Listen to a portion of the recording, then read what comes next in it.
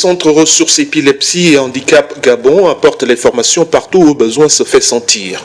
Ce matin-là, Amandine, une infirmière parmi tant d'autres sollicitées par l'ONG, est en consultation médicale auprès des familles de personnes vivant avec un handicap. Lorsqu'un malade arrive, ce qu'on aimerait savoir, c'est est-ce que l'enfant a déjà eu à conduire, combien de fois est-ce qu'il conduit par mois ou par année, est-ce que c'est un enfant qui a déjà consulté pour des conditions, est-ce que le diagnostic d'épilepsie a déjà été posé. Après, on voudrait également savoir le déroulement de la grossesse. Vivre avec l'épilepsie est un vrai poids pour le malade et sa famille. Pascaline, elle-même mère d'enfant, victime d'épilepsie, se bat depuis une décennie pour accompagner et orienter les sujets en détresse. Nous évoluons de façon progressive en fonction des...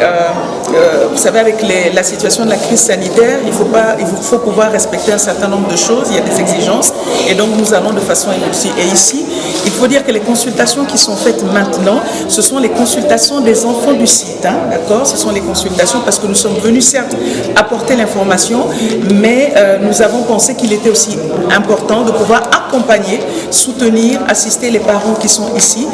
Les nuits agitées, les réveils difficiles, c'est parfois le quotidien des enfants faisant les crises d'épilepsie. Plus tôt la maladie est détectée, mieux ça vaut pour sa prise en charge, car ses conséquences peuvent être bien plus difficiles sur le long terme. Chez beaucoup d'enfants à qui on a posé justement le diagnostic d'épilepsie, tant que le parent ne voit pas la crise grand mal qu'on connaît, il va vous dire « mon enfant n'est pas épileptique » alors qu'on va lui expliquer qu'il fait des absences qui sont des authentiques crises d'épilepsie et qui font beaucoup de retard aux enfants en milieu scolaire.